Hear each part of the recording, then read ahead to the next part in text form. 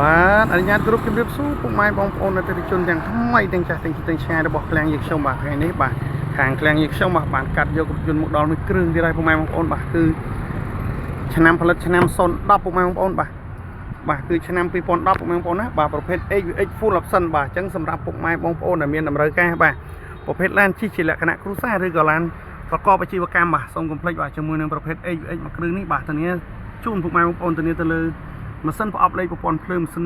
តិចជូនពុកម៉ែបងប្អូនបាទធានាឡានថ្មីឡានអត់បោកអត់ប៉ះជូនបាទពុកម៉ែបងប្អូនបាទអញ្ចឹងសម្រាប់ពុកម៉ែបងប្អូនបាទ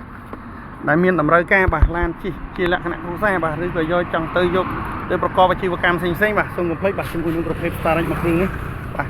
ខ្ញុំធានាជូនបាទគឺឡានស្អាតតែម្ដងបងប្អូនបាទគឺប្រភេទ XX Full បាទពុកម៉ែបងប្អូនបាទឡានថ្មីទឹកថ្នាំរួចពុកម៉ែបងប្អូនបាទឡានយកទៅគឺប៉ូលីលាងទឹកឈរលក់តែម្ដងបាទបងប្អូនបាទធានាជូនបាទ XVX Full Option បាទពុកម៉ែបងប្អូនបាទធានាឡានថ្មីបាទប្រភេទ Full Option បាទគឺខ្យក់ក្តោបបាទនេះខ្យក់ក្តោបគឺនៅដំណើរការទាំងអស់បាទ volume ចំកោតបាទនេះប៊ូតុង2បាទពុកម៉ែបងប្អូនបាទ